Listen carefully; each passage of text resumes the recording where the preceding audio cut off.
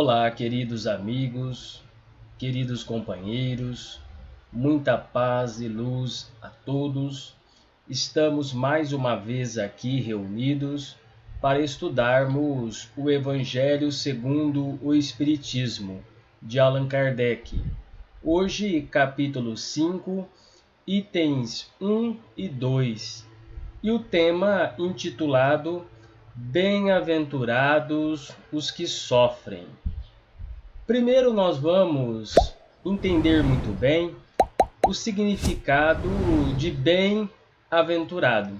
Então, quando Jesus diz assim, bem-aventurados que choram, Jesus está se referindo a uma pessoa muito venturosa, a uma pessoa muito feliz, que traz ventura, que favorece.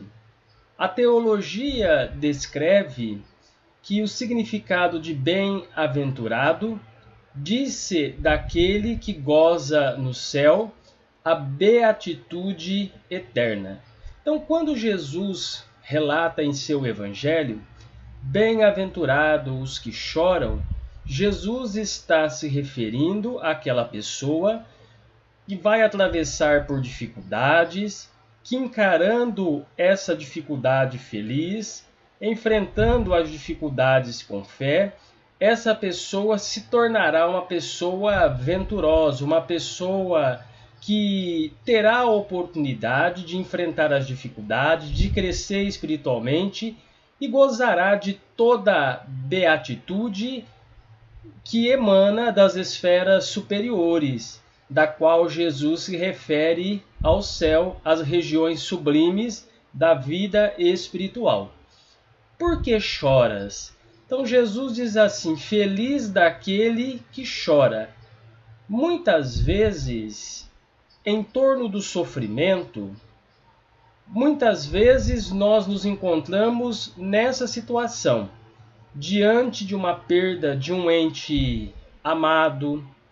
É um sofrimento que muitas vezes toma conta de toda a família.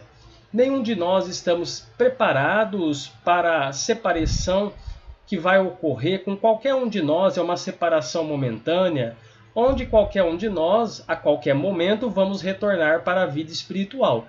Então é uma dor que aflige muitas pessoas ainda. A perda de bens materiais pode levar a pessoa a um sofrimento, a pessoa que muitas vezes não aceita o que aconteceu com ela diante dos reveses materiais. Então isso gera muito sofrimento para aquela pessoa que está apegada às coisas materiais. A perda de posição social, tudo isso gera um sofrimento muito grande ainda, porque somos espíritos imperfeitos. Ainda nós damos grande importância para as questões materiais e deixamos de lado e muitas vezes relegamos as questões espirituais, que é o mais importante, que vai continuar conosco depois da morte do corpo físico, que vai nos alicerçar numa próxima reencarnação. Porque muitas vezes nós choramos numa situação de uma enfermidade, a pessoa que está doente, passando por uma enfermidade, nós sabemos que não é fácil, requer muita paciência, requer muita humildade, muitas vezes um sofrimento que pode surgir na vida de uma pessoa também, é a pessoa se sentir abandonada por Deus, se sentir abandonada pelas outras pessoas, muitas vezes a discriminação, a recriminação, o preconceito gera um grande sofrimento para essa pessoa. Muitas vezes os erros ocasionados pelo passado, aquela dor imensa que nós trazemos no imo de nossa alma, referente aos erros que cometemos, isso muitas vezes está relacionado a algumas doenças, como a depressão, algumas doenças emocionais. Muitas vezes são doenças que o nosso espírito está externando aquilo que nossa alma está sentindo, aquilo que nós estamos atravessando. Então são coisas que ocorreram no passado, que nessa atual existência gera para nós muitos sofrimentos ainda. por não compreender a vida em sua plenitude. Muitas vezes isso também gera muito sofrimento, por não compreender a vida em sua plenitude, por não compreender os desígnios de Deus. Então nós temos aqui alguns itens relacionados ao sofrimento. O que leva a gente a chorar, o que leva a gente a passar por uma aflição sobre a face da terra. Então Jesus fala assim: bem-aventurado, feliz daquele que chora, porque será consolado, será amparado em nome da misericórdia divina. Então nós vemos no Evangelho que Jesus ele oferece a consolação a todos os que sofrem. A consolação é ofertada a todos os que estão na terra. Todos nós somos filhos de Deus. Ninguém está abandonado pela misericórdia divina. Então, lá em Mateus, no Novo Testamento, no capítulo 5 de Mateus, versículo 4, 6 e 10, nós vamos encontrar aqui a colocação de Jesus de Nazaré, que os evangelistas anotaram. Então Jesus fala assim: bem-aventurados os que choram, porque serão consolados. Então a dor suportada com confiança em Deus, as dores enfrentadas com paciência, com compreensão diante dos desígnios do Senhor, isso gera para a gente uma consolação, isso gera para a gente um auxílio espiritual muito grande para lidarmos com as questões difíceis. Então Jesus diz assim: bem-aventurados que choram, porque serão consolados. Quem são os que choram e serão consolados?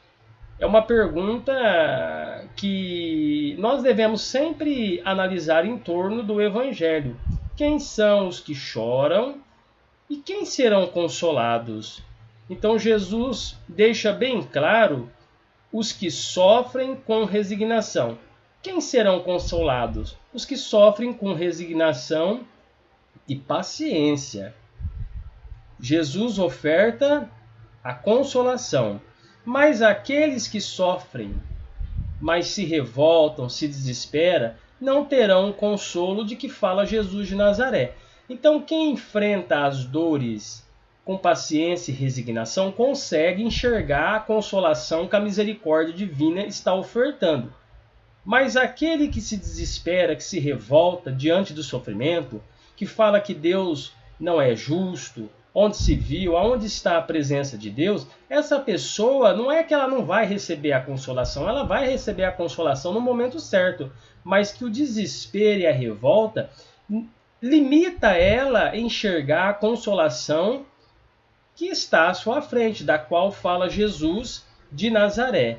Então, quando a gente vê uma pessoa aflita, ou quando atravessamos uma aflição, nós devemos enxergar essa aflição como oportunidade de resgatarmos o nosso passado de erros.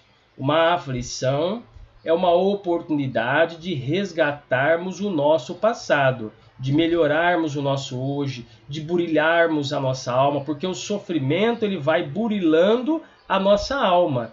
E também essa aflição é uma oportunidade de repensarmos o nosso futuro, numa próxima reencarnação. Isso vai nos tornando mais confiantes em Deus, pessoas com mais fé. Isso vai fazendo a gente repensar no nosso futuro espiritual.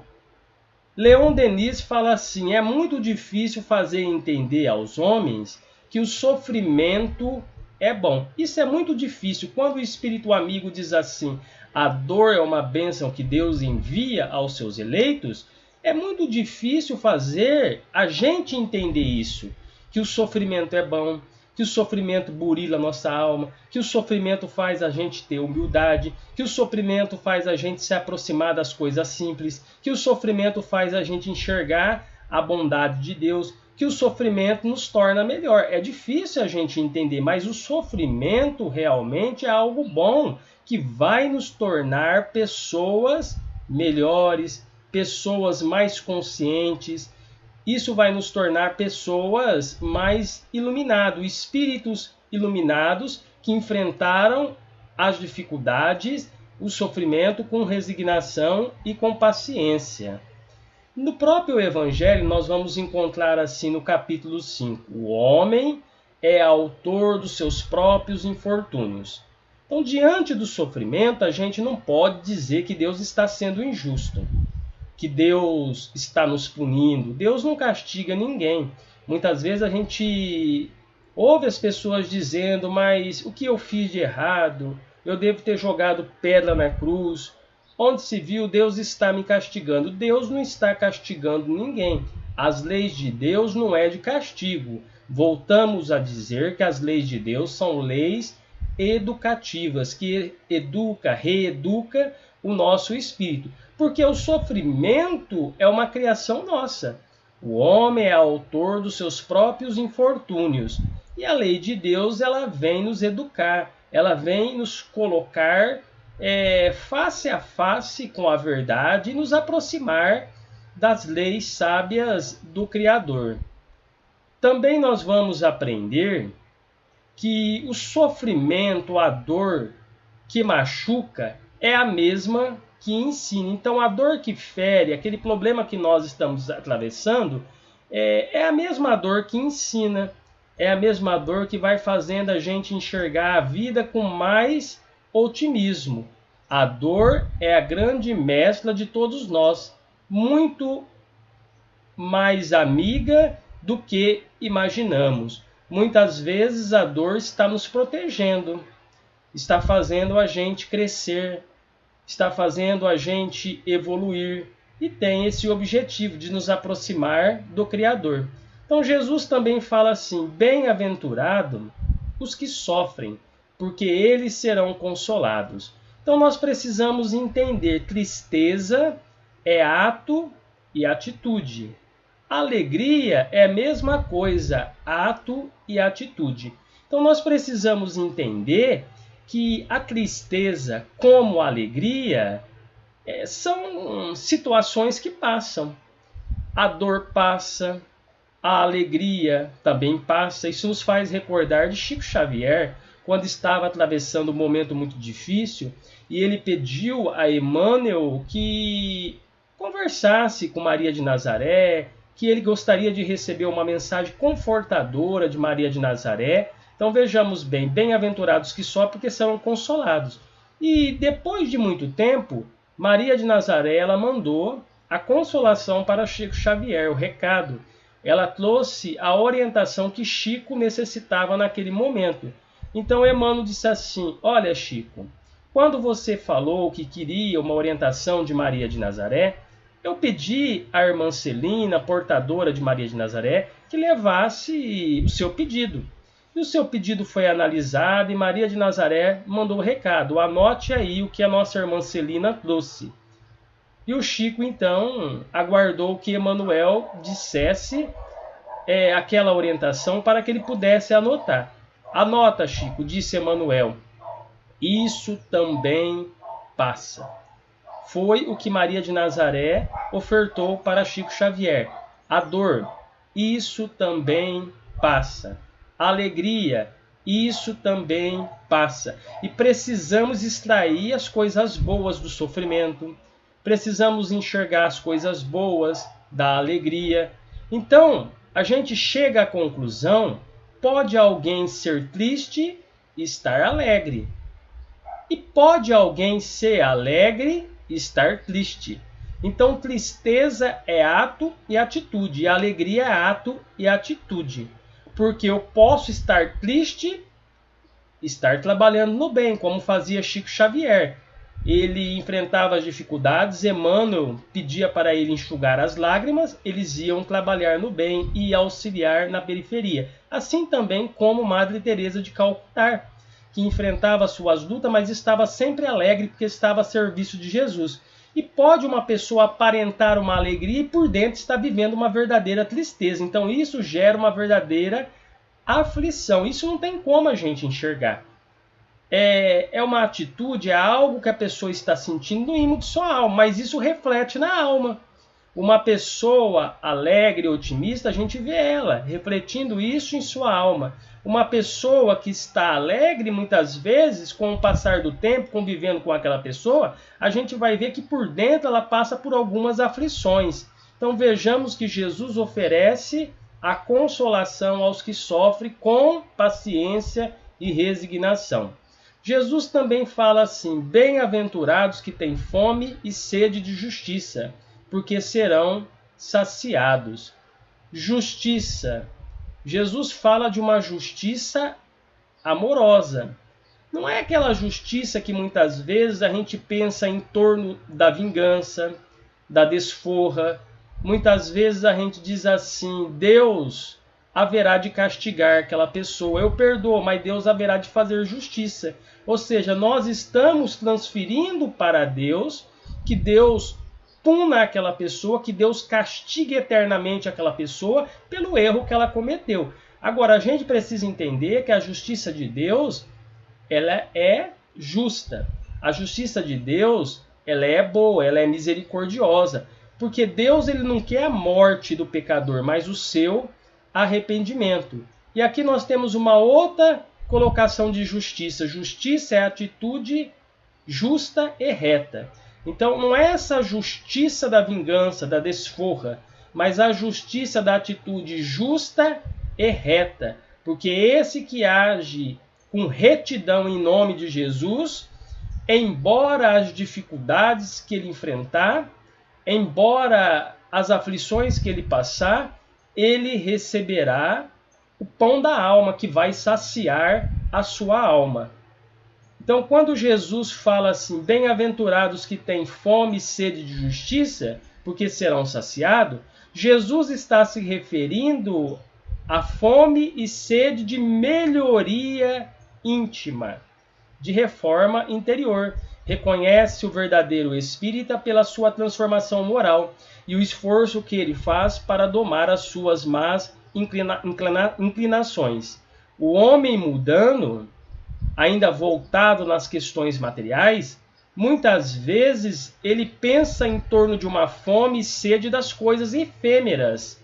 Muitas vezes ele interpreta esse ensinamento de Jesus não como fome e sede de justiça, de melhoria íntima, mas muitas vezes ele pensa assim em torno das dificuldades, das aflições que assola o seu caminho. Então, o seu pensamento está voltado ainda às coisas efêmeras da vida. Não é isso que Jesus está se referindo. Mas o homem espiritualizado, vejamos a diferença, ele enxerga completamente diferente. Enquanto o homem mundano, ele interpreta esse ensinamento de Jesus como fome e sede das coisas efêmeras, das coisas materiais, o homem espiritualizado, ele vê a fome e sede das conquistas espirituais. Há uma grande diferença, ele consegue enxergar algo muito mais superior do que aquelas dificuldades. Ele consegue enxergar que em meio a tantas dificuldades existe bênção, que em meio a tantos tormentos existe a bondade de Deus auxiliando a cada um de nós. Tem um outro ensinamento de Jesus que ele fala assim também no Evangelho.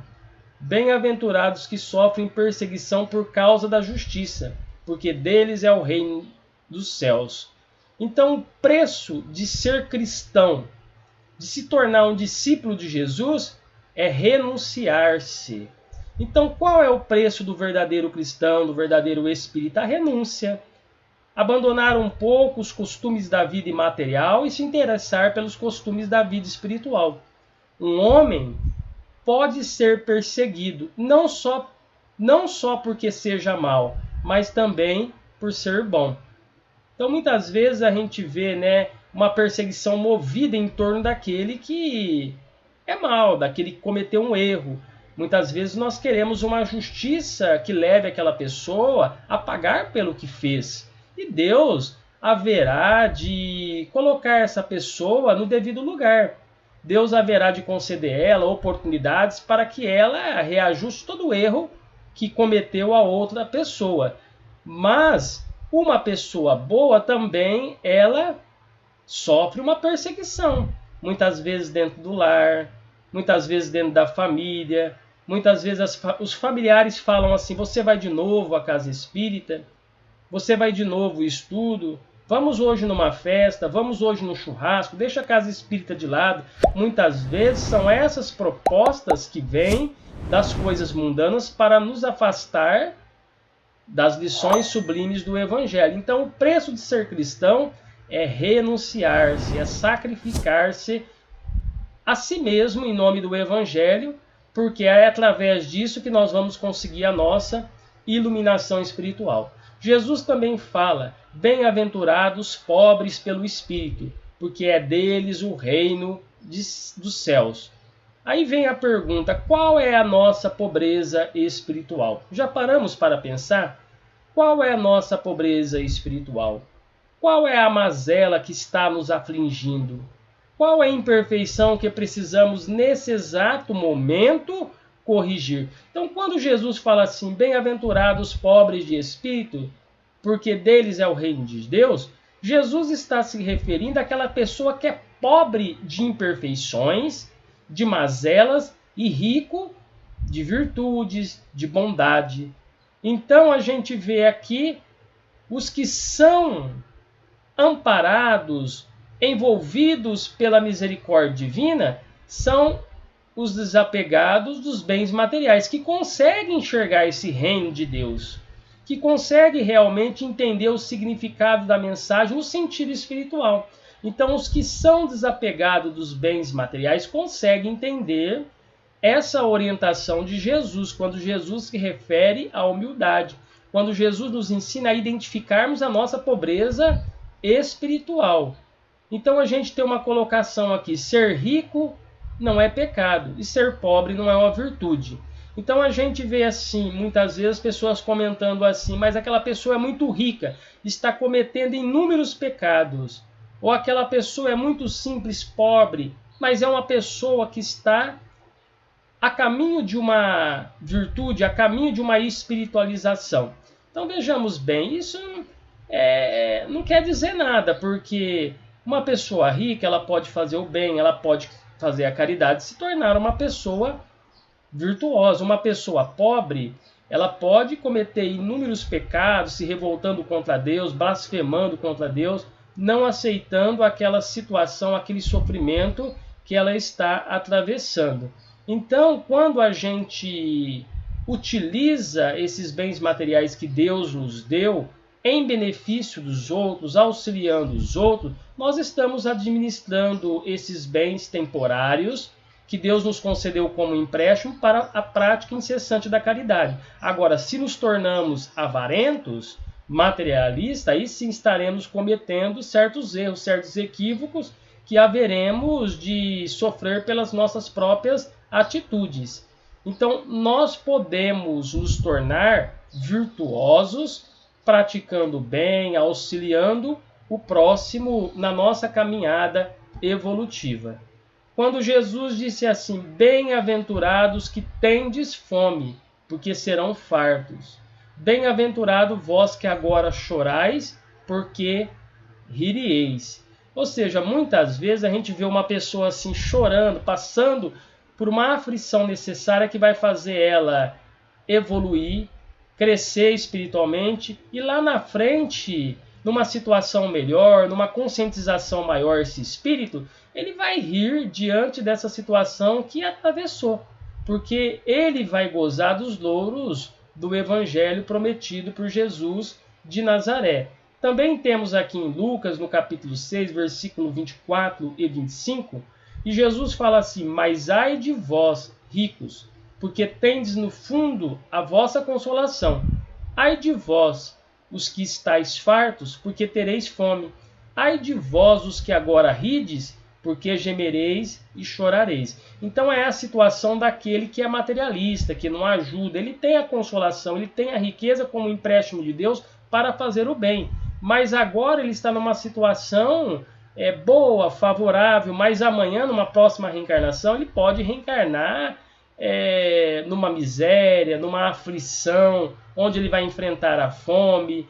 Agora ele está rindo, está gozando de uma situação boa, mas amanhã ele pode reencarnar numa situação de muito sofrimento, sobretudo se essa pessoa sobre a face da terra humilhar as outras pessoas, ostentar, humilhando as pessoas, o que tem, a riqueza que tem, os bens materiais que tem. Então essa pessoa está rindo agora, mas amanhã haverá de chorar numa próxima reencarnação, ou até mesmo nessa própria existência. Às vezes acontece aí um revés material, essa pessoa perde tudo e tem que recomeçar a sua vida.